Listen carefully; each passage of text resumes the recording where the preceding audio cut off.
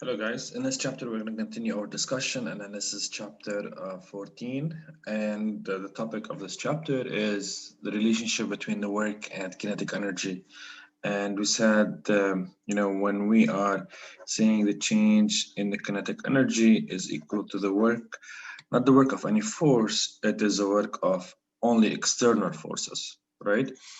And we've also discussed that, if you have an object and the object is going down from point 1 to point 2, if the object is going down and we know, for example, gravity is acting downward, we know the work of gravity is positive, right?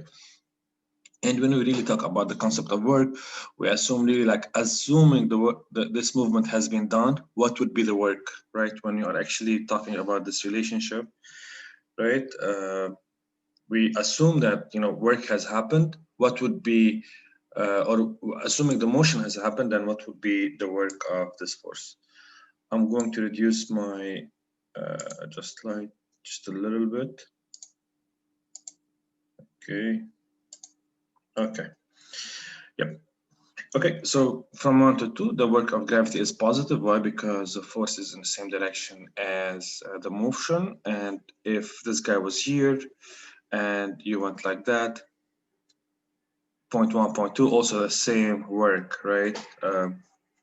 We said the work of gravity is independent of the motion that you actually take. It's only a function of the position difference along, in the vertical direction. If this guy was 1, and then this guy was 2, and then you went like that, came down, went up, etc. What would be the work of gravity here? It is negative, right? And then it's going to be equal to, assuming you know the distance, the work is going to be will be equal to minus mgh. Okay. What we'll do is in this problem we're going to do example number 2 right now, and what we have here is that we have a cylinder A and cylinder B. A has a mass of 3 kilograms and B has a mass of 8 kilograms. We need to calculate the speed of A after it has moved 2 meters starting from rest. So here, even though we are trying to find the speed of A after it has moved 2 meters, we don't really know if it actually moved up or down, right? So we're going to assume some motion, and then, and at the end we'll be able to tell if that movement is actually possible or not, right? And we'll be able to tell if that movement is possible or not is ultimately if you end up, that the kinetic energy is negative, right? It's impossible. So that move is impossible. Okay, so let's do that. So, block A is moving up by 3 kilograms and B is moving down by, so A has moved up by 2 meters, right? So we don't know how much A has moved down. We need to calculate that. And we're also going to use our, lovely equation here that change in kinetic energy is equal to the work of external forces. Okay, so here we said the change in kinetic energy is equal to the final kinetic energy, right? So Ke final minus Ke initial is equal to the work of all external forces. Now you will ask me if the tension inside the cable, would that be considered internal or external? Well, the tension inside the cable is going to be internal, right? Because it's applied on B here, and then at the same time it's applied somehow on A. But what we'll do is we're just going to keep it, and then you'll see it will actually cancel out. Okay, so next time we don't need to incorporate it. Okay, let's look at the final kinetic energy of the system. What would be the final kinetic energy of the system? Well, we have 2 inertias, right? You have 2 weights, and then each one will have a kinetic energy of 1/2 mv squared. So the final, so the system is starting from rest, so we know the initial one has to be 0. What would be the final kinetic energy? So for block A, we're going to have 1/2 ma va squared. What is the final kinetic energy of B? Again, well, what is the relationship between the velocity of B and A? We said here we have 2 wires basically, meaning the velocity of B is twice as fast as A, right? You guys agree? So maybe what I can do here, I can simply MB, right? So instead of VB squared, I'm gonna write 2VA squared. right? And by now, all of you should know why I'm actually writing that. Is equals the work of external work. It's the work of all the external forces. If you add the work of the internal forces, you will see that the internal forces will actually cancel out. And I'm gonna do this as an exercise for you guys to, to confirm and really understand why this is actually the situation. Okay, what is the work of initially? What are the forces that we have, right? We still need to actually do the forces here, and quickly I'm gonna do it on A and B. So what do we have on A? We have, so if the tension in the rope is T, the tension in this rope here is 2T, right? So we have 2T, and then we have at the center we have MAG, right? These are all the forces that are applicable on A. And what do we have on B? Same thing, right? We have MBG, but we actually have a single tension, right? So what we have done here, we assumed that A has moved up by how much?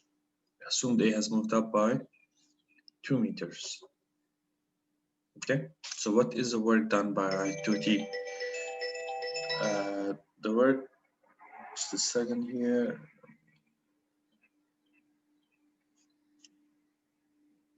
Okay, so the work done by 2T is going to be how much if block A has moved up by 2 meters? It's very easy, right? It's 2T multiplied by 2, right? How about the work done by the weight? It's going to be minus MAG, multiply that by 2. Now coming back here, if A has moved up by 2 meters and B is going to go down by how much?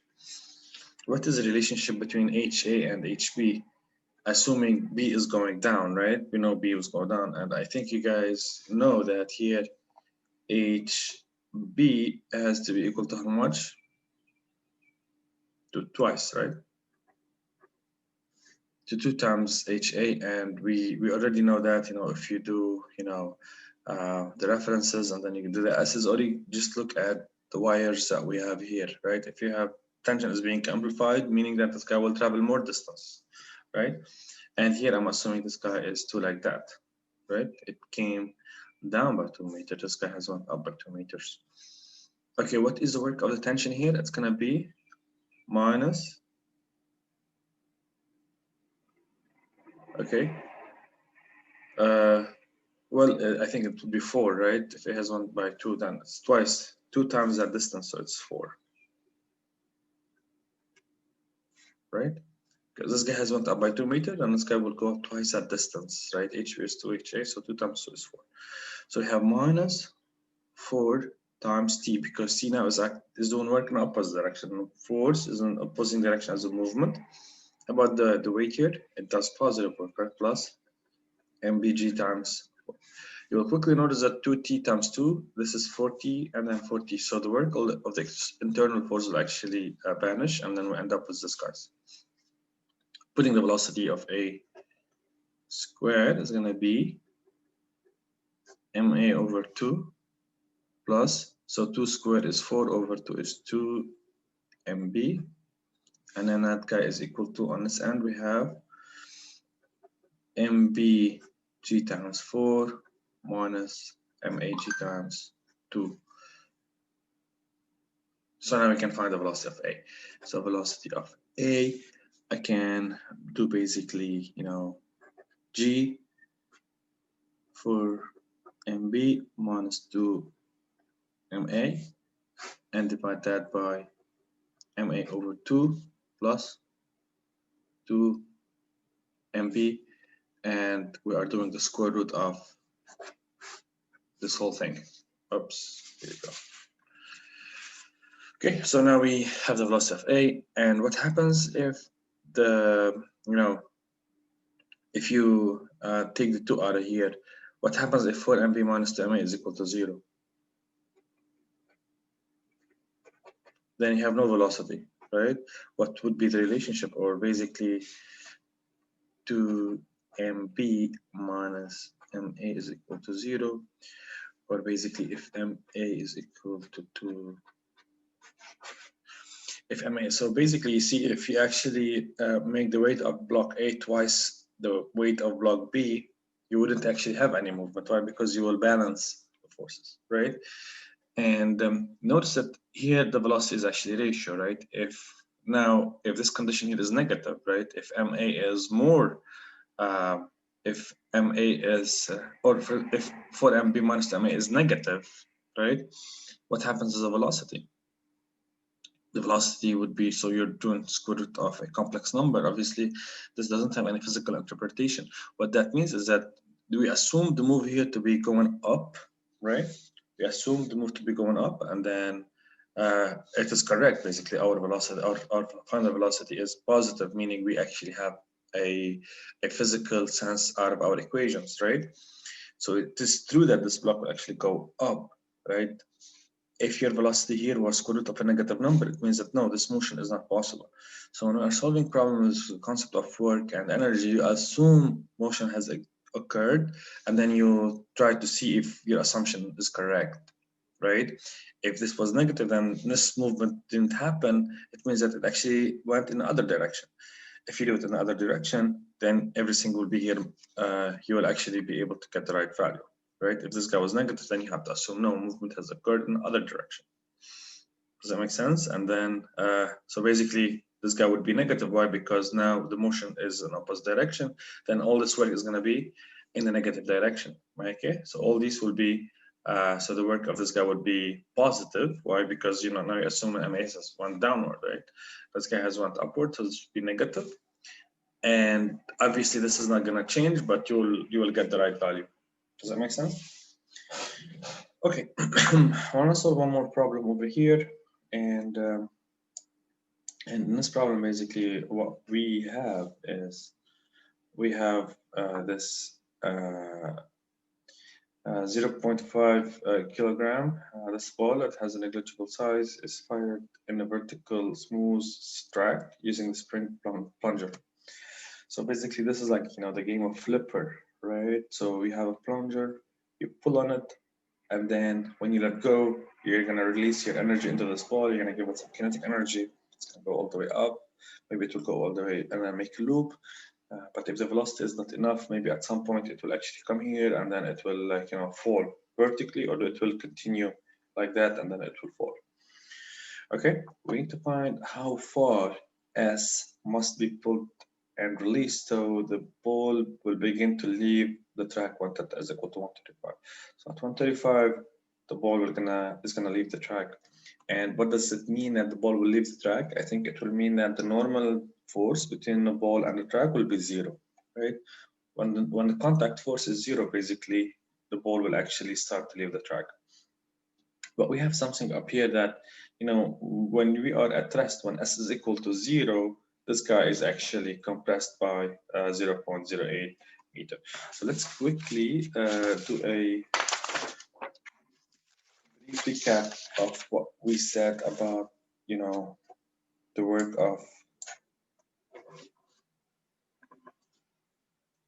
work of springs, right? What did you say about the work of spring? We actually have it from before. Okay, I think I remember that. So the work of a spring is equal to 1/2k, right? And I believe we had S1 square. No, I don't remember. Sorry about that. And as engineers, we don't really need to remember stuff. We just need to know the concepts. S1 square minus S2 square, okay? But what is S1 and S2? So we said if you have spring, every spring will actually have its L0, right? This is your free length, right? And S1 and S2 are actually measured from that point, right? So if S1 is here, and let's say S2 is here, so this is the initial position of the spring, and then we assumed motion has occurred from this point to this point, then this is going to be the work, right? Now, if S1 is smaller than S2, then the work done by that spring is negative, which makes sense. So here you started at a positive value. Obviously, if you stop here, meaning S2 would be 0, then this work would be positive. Basically, the spring will actually move you from this point to this point. But if you actually move from this point to this point, basically, you already moved to here. If S2 is equal to minus S1, then the total work of the spring would be 0, right? But if you actually kept doing that, basically here you are going into the spring and then you are compressing the spring, therefore the work of the spring is going to be negative. Okay.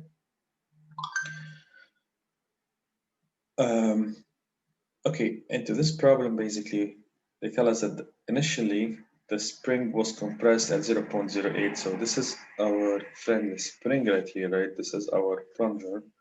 Okay, let me fix that. So this is my spring.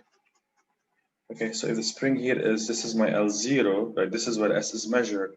I think S1 is already like that. You guys agree? So the ball is actually sitting here.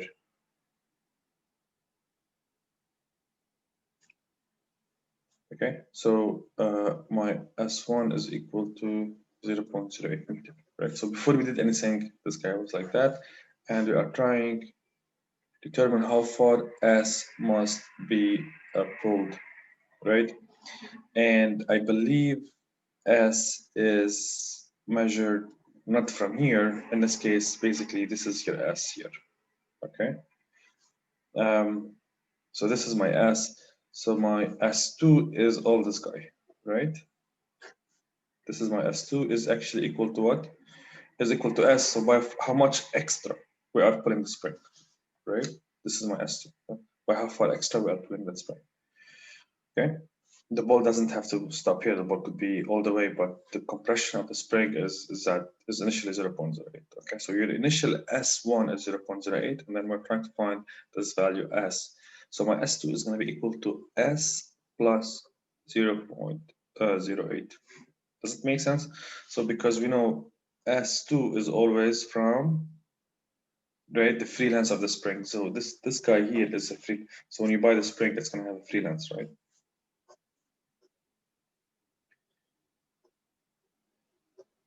Does that make sense? Okay, so this is the free length of the spring. This is my initial compression, S1, and then this is my final. Okay, this guy is my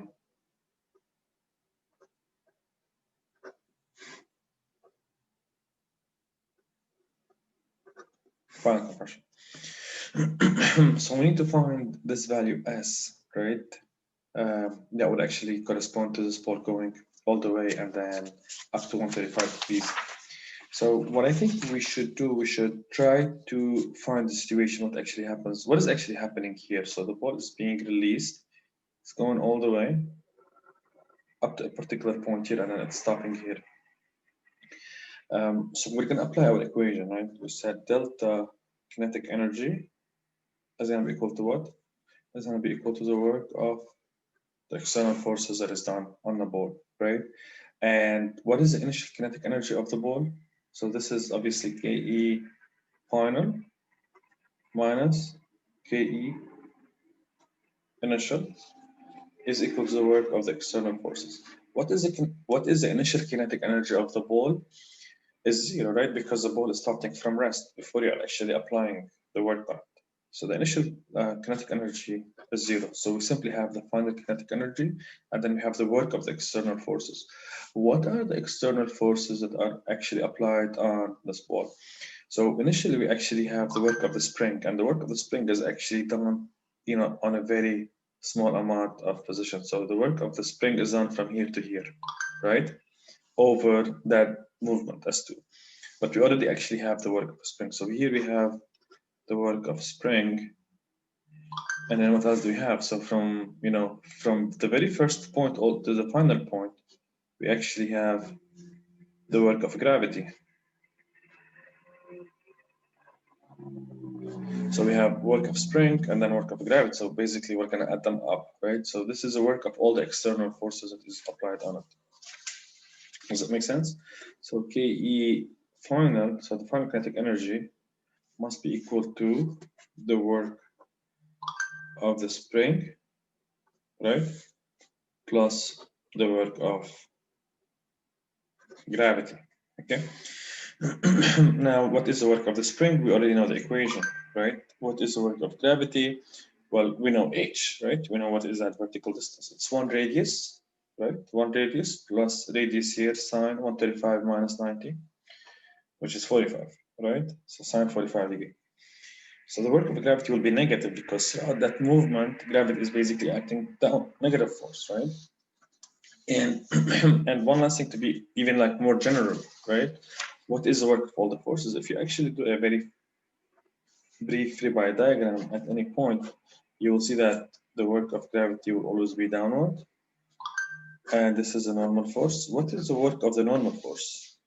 Work of the normal force is zero because the normal force is always perpendicular to the motion, right? And since we have no friction, then we have no work for friction. But if you do actually have friction, then you would need to incorporate that. Okay, now let's dig deep and then let's actually solve it. What is the final kinetic energy of this object? How can I find the final kinetic energy? So we need to find what is the velocity at B when this guy is actually beginning to move, and they already told us that it's going to be at 135, right? So at 135, basically you have something like that, right? This is the surface, and then this is a ball. Okay, what are the forces that are applied on it? We have mg, and we have n, but n is 0, right? This is our center. And you know, what are the other accelerations that we have on this diagram, right? Don't want to forget about this. Well, this whole angle is 135, right? This guy is 90. Then 135 minus 90 is how much? 45, just like what I said. So, okay, what do I have here? So here we know the ball is actually will have a velocity, right? The ball will have a velocity in that direction, tangential direction, right? It's basically following the curve. So what are the inertial acceleration that we actually have? We have this guy right here only, right? Which is what? M v squared over r, right? Does that make sense? What else do we have? Do we actually have any other accelerations? Yes, we do actually, because we have a component of a force in that direction, right? It means that we are going to have an acceleration in that direction. And what can I call this guy? M80. Probably we don't need M80, right? Why? Because we're going to sum the forces along this direction. We're only interested about the force or the velocity. So what we can do is we can sum the forces along the normal direction, right? Which is going to be equal to what? So this angle is 45. This angle is 90. What is this angle? It's going to be 45, right? You guys agree? So summing the forces along the normal, I'm going to get what? mg cosine 45, which is square root of 2 over 2, right? So I'm summing the forces along n, but this ball is leaving the surface, meaning n has to be 0. So this guy is going to be equal to literally mv squared over r, right? This is a final velocity of this point. Does that make sense? Well, if I'm summing the force along this direction, MAT will do no contribution along this point. So this inertial force is not acting along this direction. So actually, from here, we can find the final velocity of this object. And I'm going to keep it actually as v squared is going to be equal to what? Well, m and m will cancel out. So rg, right? Rg. Does that make sense? So when this guy begins to leave the surface, and v squared is equal to rg square root of 2 over 2. What is the final kinetic energy? KEF is equal to 1 over 2 m v squared, right? Which is equal to rg. We get the final kinetic energy, right? K is equal to 1 over 2 m times v squared. Okay, coming back to our equations, that final kinetic energy is equal to the work done, right? So the final kinetic energy, 1 over 2 mRg square root of 2 over 2 is equal to the work done by the spring. What is the work done by the spring? We're simply going to apply the equation, right?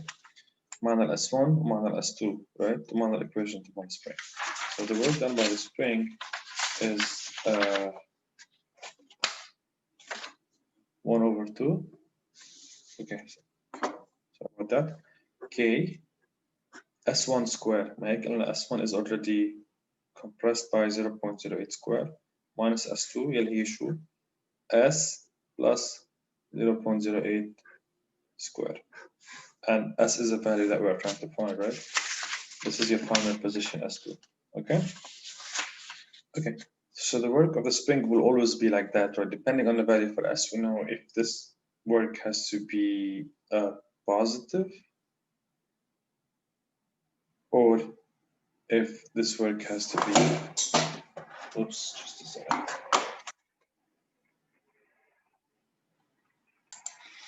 Okay, looking into this again, I think this is our final compression, not the initial compression. Why? Because we're gonna release it, مظبوط, or we're gonna basically pull it. When we pull it, this is our first position. Okay, this is our first position, and when we release it, this is gonna be my final position. Many of you probably have already coded this, right? This is my final compression. After I actually let go of the plunger, it's gonna stop here. I'm gonna pull it basically. So this is my plunger. I'm gonna pull it. I'm gonna stop, and then when I release it, it's gonna fire up, and it's gonna stop here. So this is my initial compression.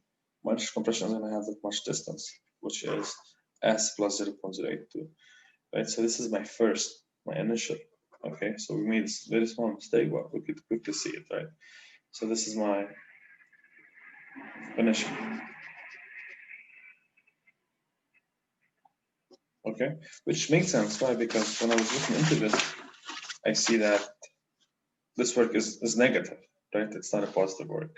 So I'm just gonna cross this.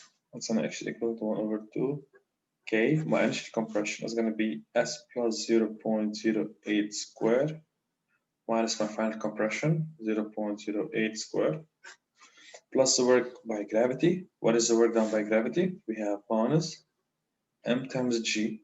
What is the total H? It's going to be equal to R, right, which is 1 radius, plus R sine 45. R sine 45 degrees. So with this information, now we can actually find the value for S. Okay, let me quickly simplify that. We have 1 over 4 mg r squared of 2 equal to 1 over 2 k. This guy is going to be equal to S plus 0.08 square minus 0.08 square minus mg or 1 plus sine 45, which is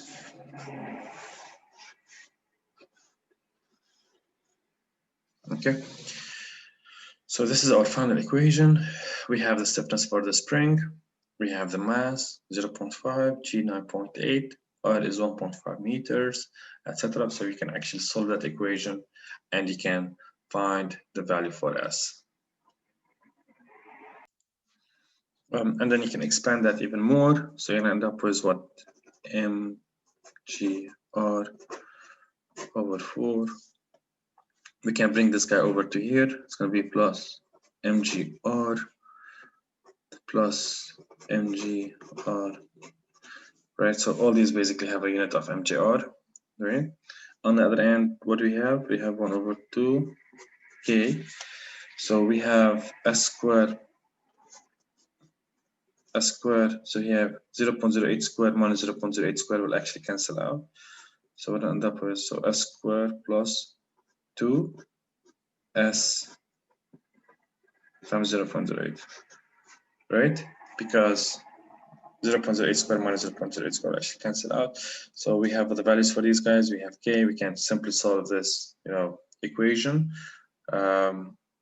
It's a quadratic equation. We solve s, and then that would be it. Obviously, you need to take the positive value for x, for s that you actually have, and then here you will only get 2 values, one positive, and the other one will be negative.